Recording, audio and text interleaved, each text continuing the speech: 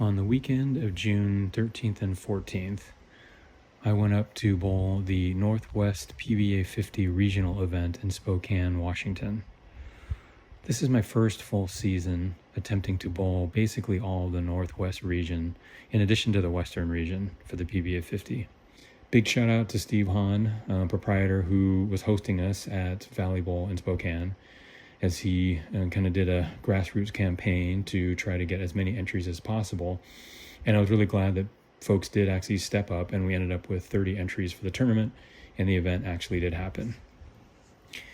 As you can see here, we were bowling on the 46-foot regional pattern. That's actually the same pattern that we bowled on in Morongo about a month earlier. So I actually had a benefit of a little bit of inside information having bowled on it previously. Now, if you look at the pattern, especially for patterns that are longer in nature, typically the volume of oil that's down the lane is going to force you to play closer to the head pin, keep your angles more direct. You don't really want to have the ball have to travel a lot of boards down the lane. So getting your break point past like 10, 11, 9 is probably too far right for it to make the climb up the hill. I had in my mind that I was going to play really kind of direct angles, not give the pocket away, and that really influenced the balls that I brought to the tournament. So when I bowl the Northwest, I do fly.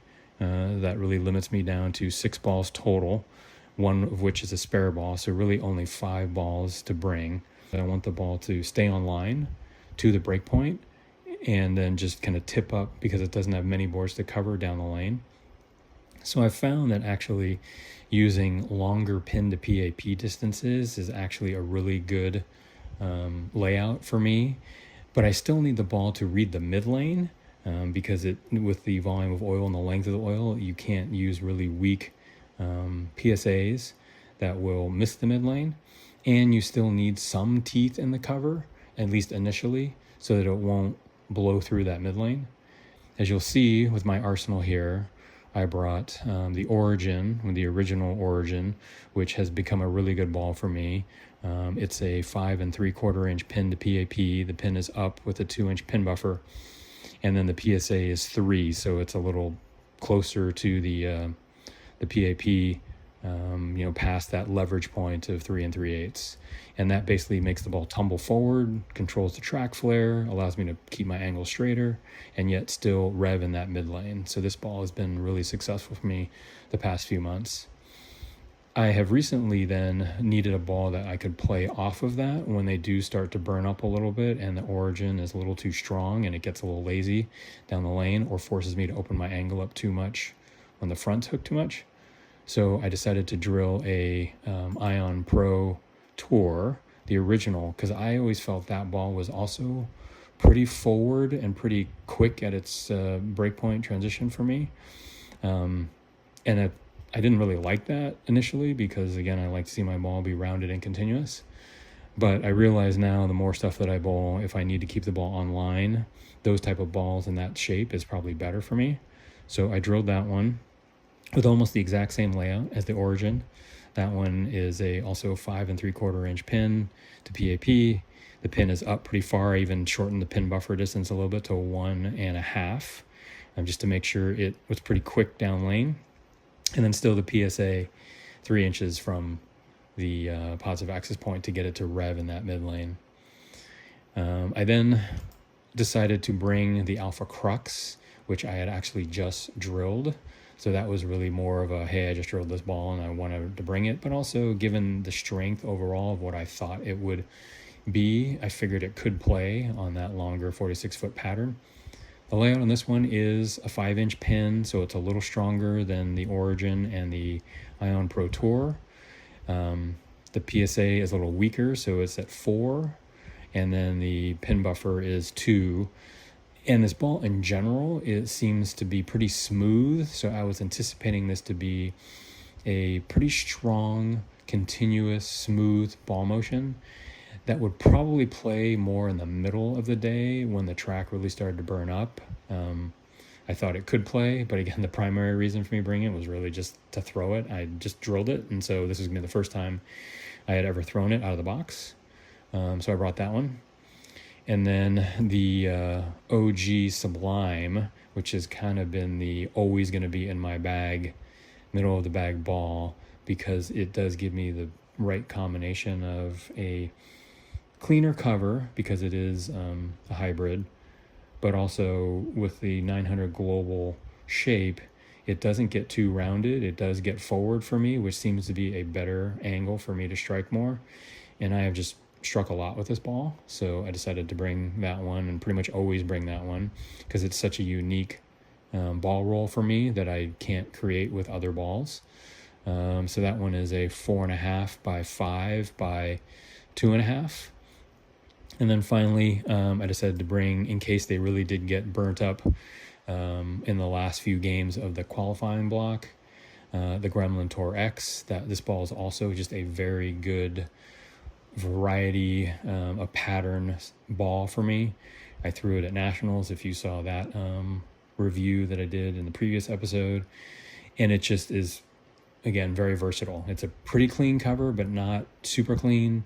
It is kind of rounded, but it also can play pretty straight, so it just allows me to do a lot of things very similar with a lot of tour balls. That's the whole point of tour balls, that you can change your ball speed, your hand, your rotation, your release, and the ball will respond to whatever you do physically. So that's just a good versatile ball for me to put at the bottom of my bag. And unfortunately, I don't have any video because I was the only up there by myself, so I wasn't able to take any video of me bowling. So we're going to do the same review looking at my Pin Pals scores. I also decided to try to break the pair down in the right way. So I had a lot of surface on the Ion Pro Tour and on the Alpha Crux, because that one was fresh out of the box, and I had decided to put, I want to say 600 grit on both the Ion Pro and actually the Origin. And so I took all three of those balls, one, to just kind of get that fresh surface off, because they tend to hook a lot when you take them right off the spinner. But then number two, to burn up some of the fronts to the right of where I wanted to play. So I basically lined up to throw it straight up like 8-9, knowing that I wanted to play like 12, 13, 14 to 10, and spent the first 5 minutes of practice, one, getting loose physically, but two, just trying to take oil off the front part of the lane at 8, 9, 10 at the break, at the lay down. And so I did that for about 5 minutes. And then once I was loose, and once I felt I had burned up enough of a spot, then I tried each of those three balls from left of that, going again about 13, 14 out to about 10, to try to figure out which one looked the best and would play. And then, practiced a few spares as well during the practice session. So had a pretty decent idea, though. I was going to throw the Origin. Again, that ball has just been money for me on the fresh oil patterns. And so I threw that one, lined up to go about 13 at the arrows, out to about 10 at the break point, and scored pretty big. And that's always an interesting part of the psychology, especially in qualifying, how you get out of the gate, how you bowl in the fresh, if score-wise, if you put yourself behind the 8-ball, the decision-making, how it changes when you're trying to, catch up on the scorecard versus coming out with a big game to start, and then that gives you a little cushion. Not necessarily to, relax, but there's just less panic, for lack of a better way to say, if you then struggle into the second game as well. I don't want to turn this video into a shot-by-shot review, because that'll just take too long. So I am going to try to hit the high points now of qualifying from that point forward. Made the turn, as you can see, started out with a double, but then my ball reaction with that Origin started to go away. It hooked high, and then when I adjusted off of that, it wasn't doing the right thing to carry, as I left 2 10 pins. So at that point, I decided to switch to the Alpha Crux, thinking that I could circle a little more, that the pattern had burned up a little bit, and I could go with a little more launch angle, and ended up lining up to go about 17.5 to 11. The carry angle wasn't great. It wasn't really striking a lot, especially in that 2-0 game. It was, I did strike, but I wasn't able to get big strings together. Part of that might have been my execution, but also just in general, wasn't quite giving me the room to miss to throw a big string. And then all of a sudden in game 5, the track, I hit a pair that the track was clearly hooking a little more, and I think they had just started to break down in the track. So at that point, still with the Alpha Crux, I was able to get even deeper. I jumped in and was trying to go about 18 at the arrows out to about 11, and I do remember seeing the ball just pick up in the track, and it picked up earlier, and so that Alpha Crux, when I was having trouble getting the ball to do the right thing, and have a lot of miss room, all of a sudden I could throw a little bit left, a little bit right, the ball all sucked up to be flush, and they all knocked all 10 pins down, and I started with the front 6 that game. Interestingly, since that ball was pretty new, it did lane shine pretty quick, and then combined with just the transition of the lanes, and again, maybe not the best execution on the 3-6-10, but even after that, the next couple of shots, I left a solid 10, then I left a 4-pin, and then I do remember specifically throwing a really good shot, the first ball in the 10th, and it 2-4-10'd. So I could tell, again, that the pattern and the was changing a little bit, going through another transition, and that Alpha Crux wasn't really the right thing. Luckily, I made the 2-4-10 to salvage that game. It is really interesting, the psychology of bowling, where starting with the front 6, you have in your mind what you think your score will be, and then I was sparing along and got up in the 10th. I'm like, I can still shoot 260, and then I 2-4-10'd, and at that point you think, well, now I'm shooting 230, and all of a sudden I've turned the front 6 into a low 230 game, and that can be a little demoralizing.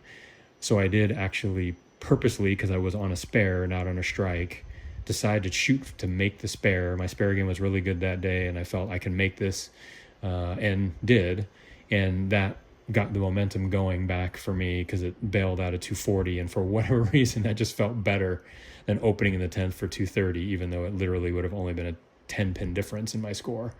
But anyway, so that was the completion of game 5. At that point, I was 60 something over, and I think the number was 40 or 50 after 5.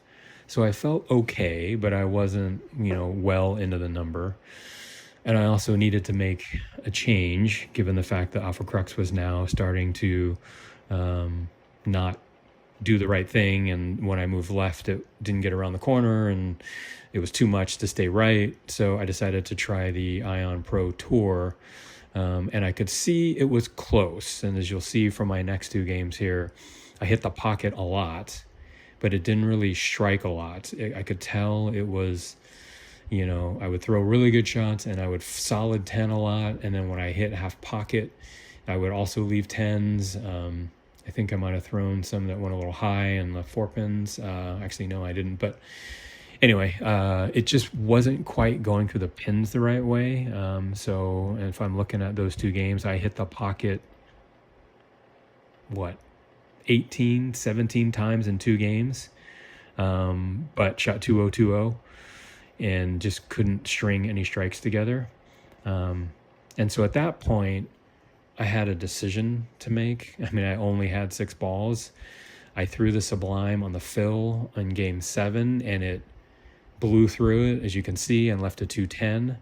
And so I felt like the Sublime and the Gremlin Tour X was just not enough cover still. And so I felt I had to stick with the Ion Pro and just needed to figure out a way to get the ball to go through the pins properly. And what I decided was, actually, instead of continuing to kind of soft float it from in deeper, to try to move back right to get closer to the friction that had developed, square up my angles a smidge, but by getting closer to the friction, more importantly, the ball would just pick up a little earlier, which I felt was the reason I was leaving corner pins. And this is where you kind of get into the psychology of everything. I was 71 over with a game to go, and I want to say the number was in the 60s. So I was barely in the number. Doing the math in your head, you think, okay, I got to shoot 220 to make sure I'm in. 2.0 is close, so, and I'm shooting 2.0s now, and I'm really grinding, so what do I need to do score wise? And this is one of, honestly, my struggles, is too focused on score, especially in qualifying, on what I need, and projecting out what my score is going to be, and not just bowling one shot at a time. But those thoughts always creep into your head. In fact, I think all of us can remember times where you needed a certain score to make the cut. You're right on the cut line, and for whatever reason, poor performance, bad ball choices, tough lane that you move to, whatever it is, you shoot a bad score and you fall out. And you just always remember those moments. And for some reason, you forget all the times where you were in that same exact situation and you make a great decision, or you bowl a great game and you make it into the finals. But you get so fixated on remembering the negatives and the things that went wrong. It seems like every time you ask a professional athlete, they will always remember vividly everything that happened in their toughest defeats or worst moments, and they almost never can remember in that same excruciating detail all of their successes. That you just expect to do well, that's what you're supposed to do, and that's what you've trained for, so doing it becomes just second nature and you don't think about it. But when you have a disappointing result, you want to figure out what you did wrong, and you almost obsess about it, and you think over and over and over forever what you could have done differently to avoid that situation in the future. And by doing that, you essentially ingrain that into your memory. I just really was trying to focus on shot by shot. I have fallen out of the finals recently in a couple tournaments, so I didn't want those thoughts to creep into my mind, but I wasn't real wild about my ball reaction. So I went to the next pair. Again, fortunately, the track was hooking a little more, so I could make that move I wanted to move right and pick up my speed a little bit, square up a little bit. I knew the pair was hooking more because I split the first frame. So there's that you immediately split when you know you need to shoot 2.0, 220 to make the cut. And so now your mind is also trying to avoid okay, what am I going to do? How do I, avoid turning this game into a 180 or 170? And sometimes it just comes down to luck. I mean, I will say I executed pretty well that game, but I also hit a really good pair, a pair that was hooking more and was doing what I wanted to do. And as you can see, I threw a 6-bagger right after the split, but that was flush, trip four, flush. If I don't trip those 2 4-pins and I have 80 in the 5th, I'm thinking, okay, I still got to throw a 3-bagger, still got to throw a 4-bagger. But because I tripped those 2 4-pins, I all of a sudden have a 5-bagger. I'm already in the 220s. I continue to relax, continue to make really good shots for the rest of the game. Snuck another 4-pin in the middle there, but struck out to shoot 257, and basically made it into the finals without really any concern as far as score goes. As you can see from the qualifying standings, I ended up qualifying in 3rd thanks to that 257 last game, and was off to the finals on Sunday. Interesting side note, as you can see from the scores, there was a tie for 8th place at 73 over. Rich Corwin and Drew Robertson, so they had a 1-game roll-off, and it was a tough pair. Scores were pretty low. I will give all the credit in the world to both players, but especially Rich, who started out really slowly and could have very easily thrown in the towel. I want to say he opened for the first 5 frames, But Drew hadn't taken advantage, and I want to say he opened at least once, maybe twice by the 6th frame. It was pretty close going into the 10th frame, both shooting about 170. Drew still got up needing a spare to win. He left the 247. Drew was left-handed. He left the 247. Not the easiest spare. Made it, and then needed 8, I want to say, to win. Maybe 9. Maybe it was a strike, actually. And basically threw the exact same shot and left the 2-4-7-8, and he lost 160 to 157. So Rich snuck into the finals in the top 8. But again, a shout out to Rich, because it would have been very easy for him to have just packed in his stuff and not try the last half of the game. But he kept grinding and found a way to make it into the finals. Sunday was 7 games of round robin match play. They modified the format a little bit given the number of entries. So they would go 7 games, round robin match play, cut to the top 3 for stepladder.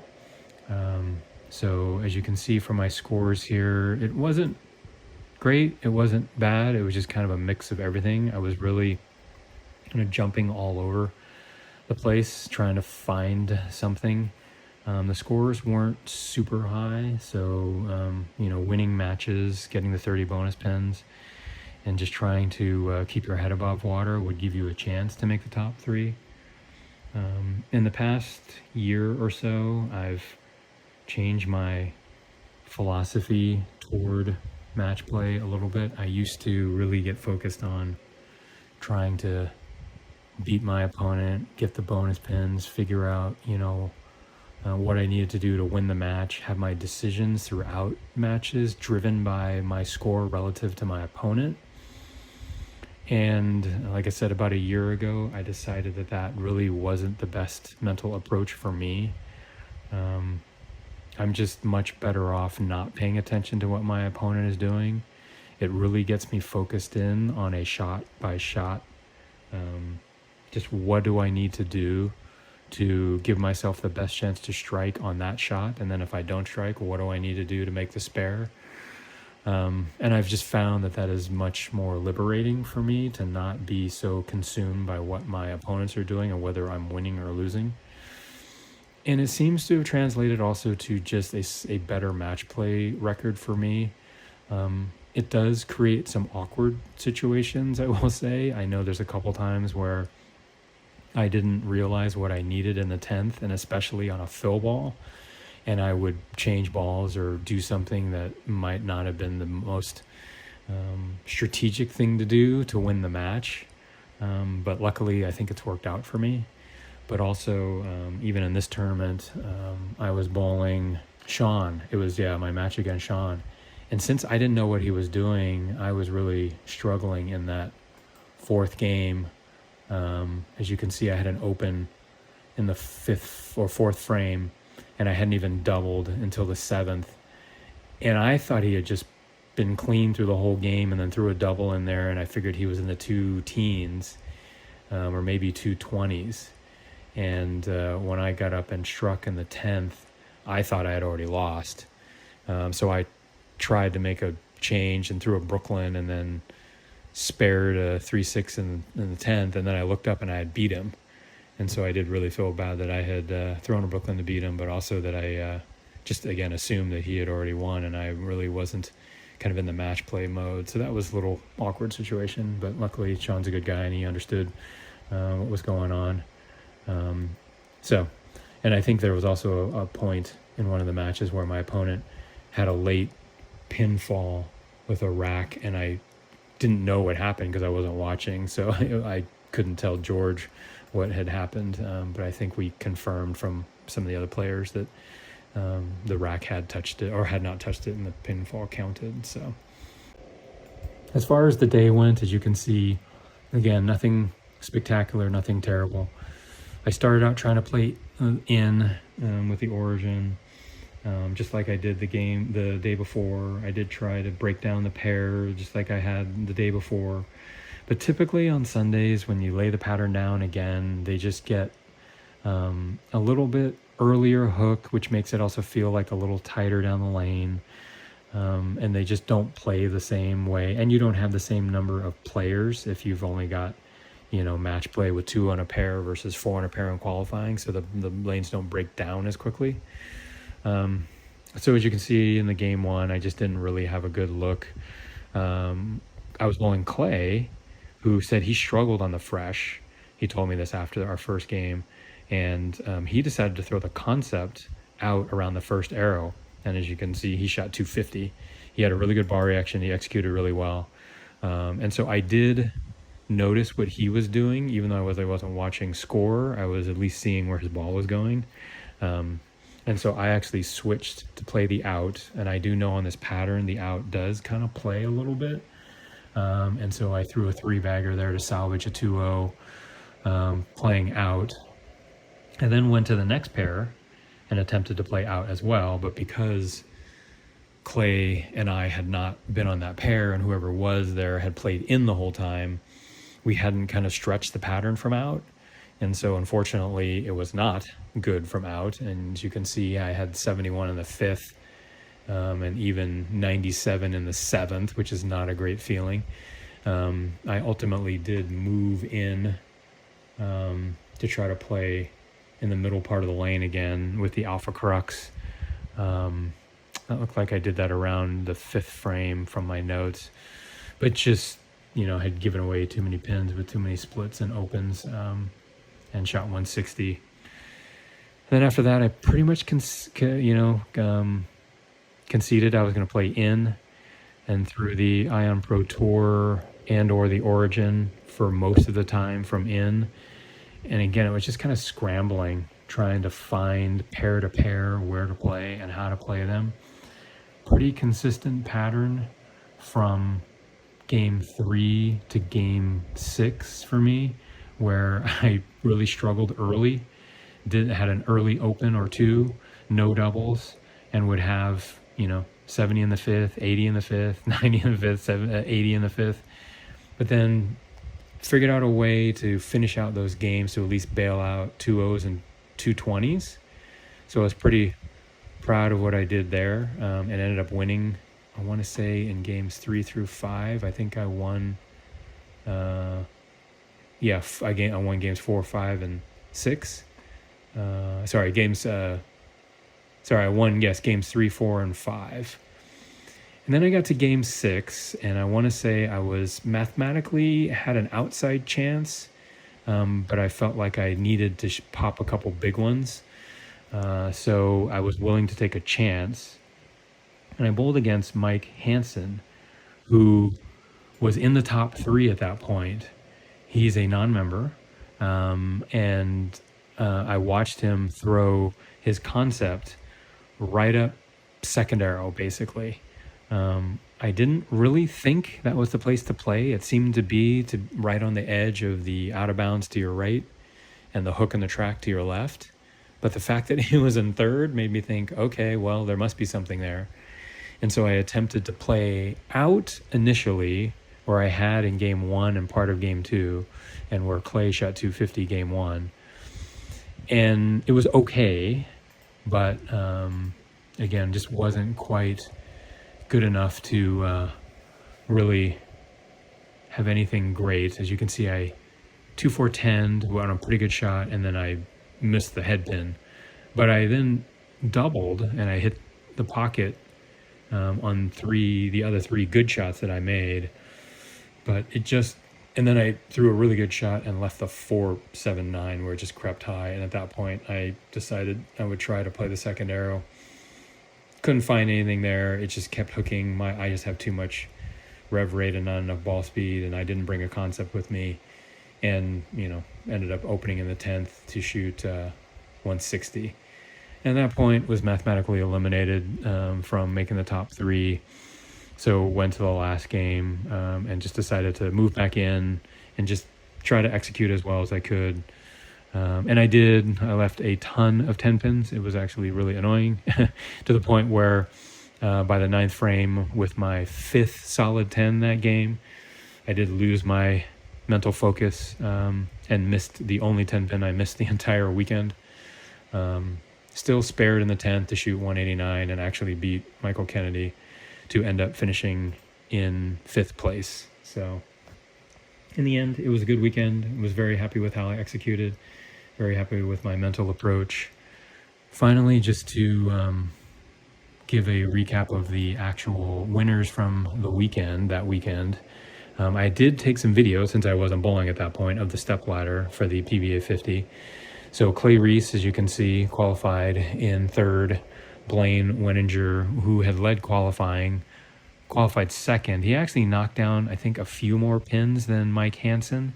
But you can see Mike Hansen's record was way better, so his bonus pins allowed him to qualify 1st. Interesting note about Mike Hansen, he is a non-member.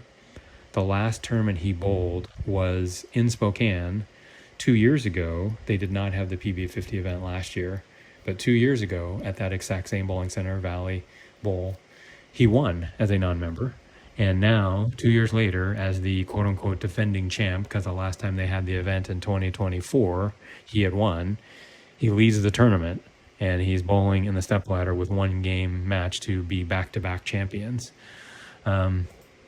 So just to show you some shots from the stepladder, and it gives you a really good picture of how to play the lanes. Now, granted, we had bowled 7 match play games up to that point. Still only 2 a pair, so it wasn't like we really burnt them up. But as you can see on these longer patterns, what Clay and Blaine were doing was exactly what I was attempting to do. They were a little deeper than me. I can't tell what Clay's throwing there, if it was an Ion Pro Tour or a Gremlin Tour X. It looks like that color ball, but he's crossing about 25, getting it out to about 12, 11 at the break point. And Blaine is essentially doing the exact same thing. He was a little tighter, I think, with his angles, so that one looked like it went 25, but maybe only got to about 13, and just, again, didn't really give the pocket away.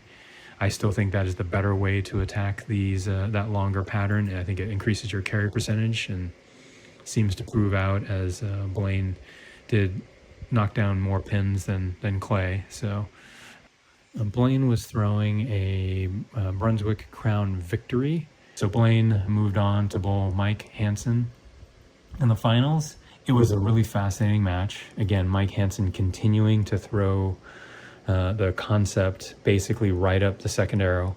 I got to give Mike Hansen a lot of credit. He just kept grinding and making good shots. He also did have some well-timed Brooklyns in there. I think he threw one through the face and one Brooklyn that tripped a 6-pin.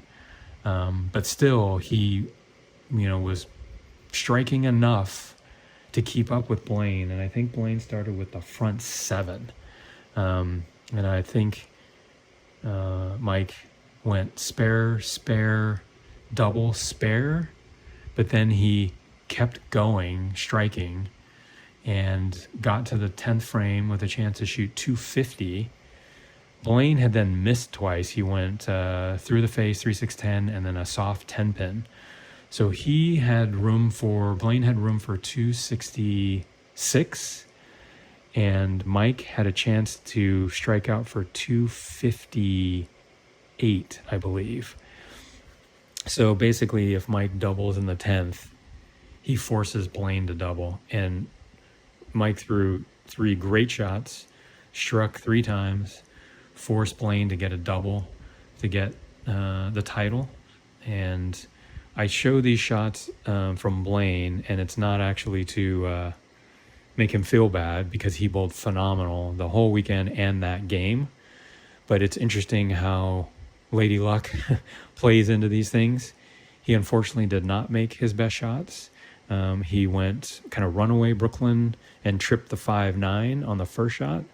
And then he went, I think, dead flush Brooklyn on the second shot to win the title. And if you are counting, the what's fair is fair, Mike also had a couple lucky shots in there. So they were pretty much even on how much they hit the pocket. It just was kind of an awkward finish for Blaine to have to double and throw 2 Brooklyns to win. But again, it takes nothing away from how well he bowled all weekend, and from how well he bowled in the stepladder. And that was Blaine's 10th title, so a milestone victory for him. So congratulations to Blaine. And then I did take a couple of shots of the kids just to give you in perspective. I wasn't behind them, but just to give you the perspective. The tournament leader ended up being Gregorio Sicard. And then Jake Peters and Cameron Weir met in the first match. Cameron defeated Jake and then was bowling Sicard in the final. And I just wanted to show you the video in contrast to the PBA 50 guys with the higher rev rates for the kids. Sicard especially, he was lofting the gutter. So here was a shot lofting the gutter because they just have to get deeper than us. Still the same concept of playing with break points closer to the head pin and targeting at the arrows deeper on these longer patterns, but they just have to get so much deeper. I mean, you know, Clay and Blaine were around the fifth arrow, but Sicard was left of that and lofting the gutter. Cameron puts his thumb in, so he didn't have to go and loft the gutter, but he still was probably deeper than we were. But Cameron bowled great all weekend. He was the qualifying leader, and he bowled phenomenal in that final match. I think he started with the front 6 or 7, maybe even 8. Ended up shooting 240 and winning the title. And I feel like actually Cameron has won a couple times already this year. I want to say that they said that was his 6th title. So he's also had a really good season so far. So that's the recap from the Spokane PBA Regional. Thanks for listening, and remember, bowl up a storm.